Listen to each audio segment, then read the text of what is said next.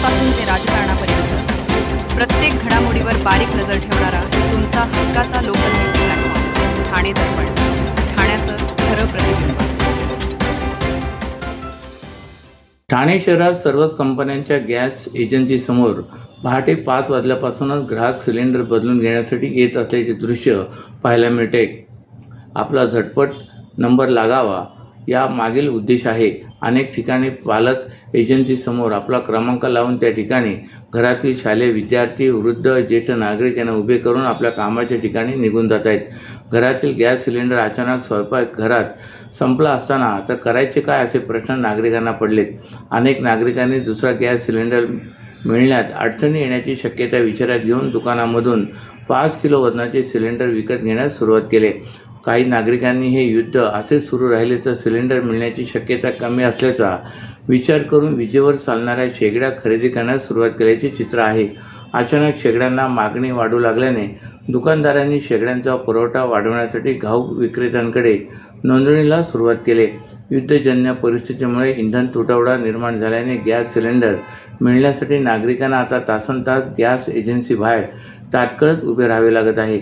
अनेक नागरिक ऑनलाईन माध्यमातून गॅस एजन्सीत गॅस नोंदणीकृत करत आहेत आणि थेट रिकामा गॅस घेऊन गॅस एजन्सीमध्ये गॅस बदलून देण्याची मागणी करत आहेत. अचानक एकावेळी शेकडो नागरिक अशा पद्धतीने एजन्सीत येत असल्याने एजन्सी चालकाची तारांबळ उडत आहे.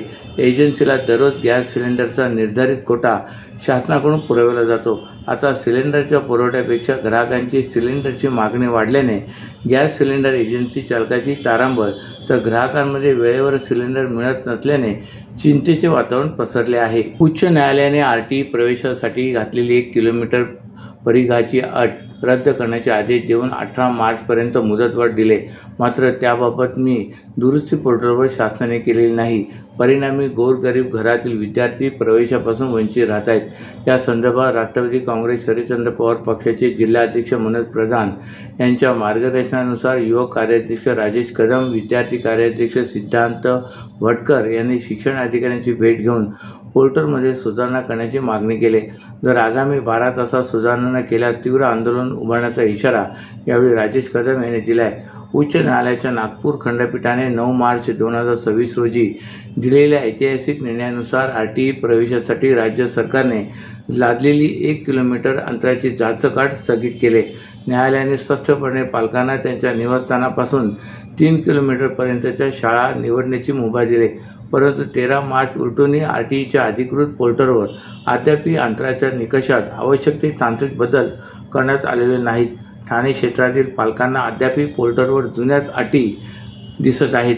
परिणामी 3 किलोमीटर परिघातील नामवंत शाळांची निवड करताना सिस्टीममध्ये अडचणी येत असून हजारो पात्र विद्यार्थी या संधीपासून वंचित राहत आहेत.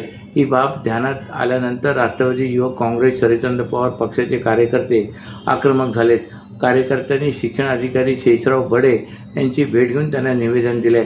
याबाबत कदम म्हणाले की राज्य शैक्षणिक संशोधन व प्रशिक्षण परिषदेकडे त्वरित पाठपुरावा करून पोर्टलवरील अंतराचा निकष 1 किलोमीटरऐवजी 3 किलोमीटर अपडेट करून घेण्यासाठी शिक्षण अधिकाऱ्यांनी आवश्यक कार्यवाही करावी.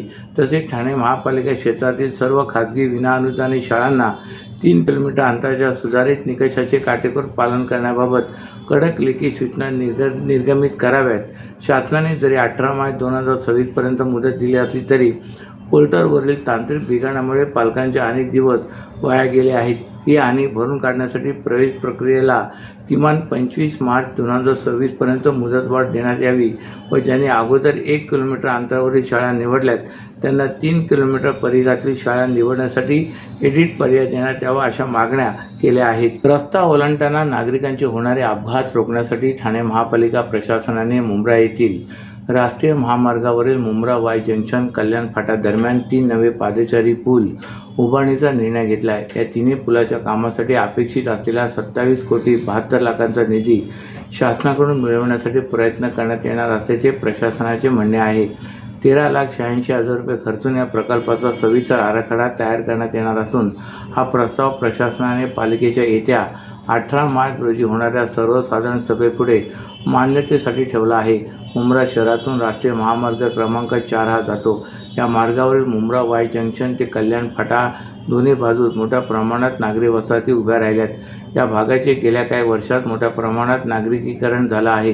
हा मार्ग ओलांडून नागरिक, विद्यार्थी आणि ज्येष्ठ नागरिकांना प्रवास करावा लागतो. विशेष म्हणजे या मार्गावरून तळोजा, पनवेल तसेच JNPTकडे जाणाऱ्या कंटेनर आणि मालवाहू ट्रकची सतत वाहतूक सुरू असते.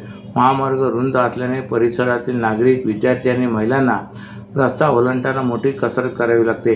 रस्ता ओलांडताना यापूर्वी अपघातही झालेले आहेत. असे अपघात रोखण्यासाठी स्थानिक लोकप्रतिनिधी पादचारी पूल उभारण्याची मागणी करत होते. या मागणीच्या पार्श्वभूमीवर पालिका अधिकारी, वाहतूक पोलीस, मुंब्रा वाहतूक उपविभाग आणि MSIDCच्या अधिकाऱ्यांनी परिसराची संयुक्त पाहणी केली.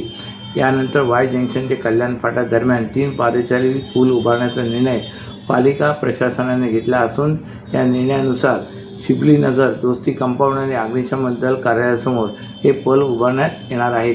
या प्रकल्पासाठी सविस्तर सर्वेक्षण करून तपशीलवार अंदाजपत्रक व प्रकल्प अहवाल तयार करण्यासाठी तज्ज्ञ सल्लागार नेमण्याचा प्रस्ताव प्रशासनाने तयार केला असून तो महासभेपुढे मान्यतेसाठी ठेवण्यात आला आहे. सर्व नागरिकांना आवाहन करण्यात येत आहे की सध्या डासांमार्फत पसरणाऱ्या डेंग्यू या आजाराचा प्रसार रोखण्यासाठी प्रत्येकाने पुढीलप्रमाणे कार्यवाही करावी. डेंग्यू आजार एडिस इजिप्ती हा डास चावल्याने होतो. या डासांची पैदास साचलेल्या किंवा साचवलेल्या स्वच्छ पाण्यामध्ये होते. 8 दिवसांपेक्षा जास्त दिवस पाणी उघडे व साचून राहिल्यास त्यात डास अंडी घालतात. अंड्यांच्या अळ्या तयार होऊन पुढे डास तयार होतात. यासाठी आपल्या घरातील पाणीसाठे उदाहरणार्थ बॅरल्स, पिंपे, टाक्या, हौद, रांजणे इत्यादी दर आठवड्याला रिकामे करून घासून पुसून कोरडे करून पुन्हा भरावे. 1 दिवस कोरडा दिवस म्हणून पाळावा. पाणी साठ्यांना घट्ट झाकणे बसवावीत किंवा जुनी साडी, चादर, धोतर यांनी बांधून झाकून ठेवावीत, म्हणजे डास त्यात जाऊन अंडी घालणार नाहीत. घराच्या गच्चीवर, आजूबाजूला, अंगणात कोठेही पाणी साचू देऊ नये. भंगार सामान उघड्यावर टाकू नये. उदाहरणार्थ टायर्स, प्लास्टिक सामान, कुंड्या, टाकाऊ वस्तू इत्यादी. अशा सामानात पावसाचे पाणी साठून त्यात डेंग्यूच्या डासांची पैदास होते. घरातील कूलर्स, फ्रीजच्या पाठीमागील ट्रे हे देखील वेळोवेळी कोरडे करावेत. लक्षात ठेवा, नुसत्या फवारणीने डास घनता कमी होत नाही, तर त्यासाठी डास पैदास ठिकाणे नष्ट करणे ही आपल्या सर्वांची जबाबदारी आहे. कोणताही ताप अंगावर न काढता जवळच्या शासकीय रुग्णालयात मोफत औषधोपचार घ्या. अशा प्रकारे नागरिकांनी सहकार्य केल्यास डेंग्यूचा प्रसार रोखणे सहज शक्य आहे. सर्वोच्च न्यायालयाच्या आदेशानंतर छत्रपती संभाजीनगर महापालिकेच्या धर्तीवर ठाणे महापालिका प्रशासनाने मुंबई नाशिक महामार्गावरील माजिवडा उड्डाणपुलाखाली असलेल्या जागेत भटक्या श्वानांसाठी आश्रयगृह उभारण्याचा निर्णय घेतला आहे. त्याचबरोबरच भटक्या श्वानांसाठी एक सुसज्ज नसबंदी केंद्र, बाह्य रुग्ण उपचार केंद्रही उभारण्यात येणार आहे. या संबंधीचा सविस्तर प्रस्ताव पालिका प्रशासनाने तयार करून येत्या 18 मार्च रोजी होणाऱ्या सर्वसाधारण सभेपुढे मान्यतेसाठी ठेवला आहे. वाढीव क्षमतेचे प्राणी जन्म नियंत्रण केंद्र आणि भटक्या श्वानांसाठी आश्रयगृह उभारण्याचे आदेश सर्वोच्च न्यायालयाने दिले होते. या पार्श्वभूमीवर या कामासाठी तातडीने निविदा काढून 15 दिवसांच्या आत काम करण्याचे निर्देश उपमुख्यमंत्री एकनाथ शिंदे राज्य आणि केंद्र शासनाला दिले होते. यानंतर पालिकेने भाईंदरपाडा येथे भटक्या श्वानांसाठी आश्रयगृह उभारणीसाठी हालचाली सुरू केल्या होत्या. मात्र भूखंड पूर्णपणे पालिकेला हस्तांतरित करण्यात आलेले नाही. त्यामुळे शहरातून जाणाऱ्या मुंबई नाशिक महामार्गावरील माजिवडा उड्डाणपुलाखाली वाहतूक पोलीस चौकीच्या पाठीमागे भटक्या श्वानांसाठी एक सुसज्ज नसबंदी केंद्र, बाह्य रुग्ण उपचार केंद्र आणि आश्रयगृह उभारणीचे निर्देश आयुक्त सौरभ राव यांनी दिले होते. नसबंदी केंद्राची क्षमता वाढविणे आणि तात्पुरते आश्रयगृह उभारणीची गरज लक्षात घेऊन छत्रपती संभाजीनगर महापालिकेच्या धर्तीवर आयुक्त राव यांनी हा निर्णय घेतला आहे.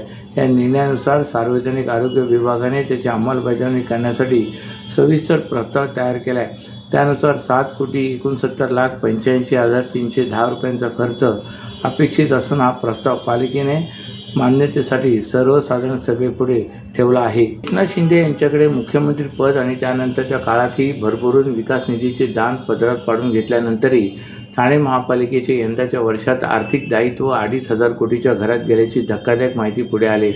2023-25 या 3 वर्षाच्या कालावधीत ठाणे महापालिकेत राज्य सरकारकडून 2,583 कोटी रुपयांचा विकास निधी मिळाला आहे. हा निधी नेमका कोणत्या कामावर खर्च झाला याविषयी माहिती गुलदस्त्यात असतानाच इतकी भक्कम रक्कम मिळूनही महापालिकेवरील दायित्वाला भार मात्र वाढतच असल्याचे चित्र पुढे येऊ लागले.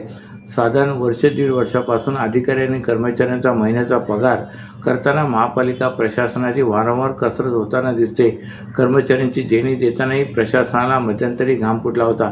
असे असताना शहरातील वेगवेगळ्या विकास प्रकल्पासाठी 575 कोटी रुपयांचे बिनव्याजी कर्ज घेण्याचा निर्णय मध्यंतरी महापालिका प्रशासनाने घेतला होता.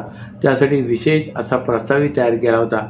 महापालिकेत लोकप्रतिनिधींचे राजवट अस्तित्वात येतात सत्तेत सहभागी असलेल्या भाजपच्या नौपाडा भागातील नगरसेविका मृणाल पेंडसे यांनी पहिल्या सर्वसाधारण सभेत गेल्या 3 वर्षात राज्य सरकारकडून महापालिकेस किती रुपयांचा विकास निधी मिळाला असा लेखी प्रश्न उपस्थित केला होता.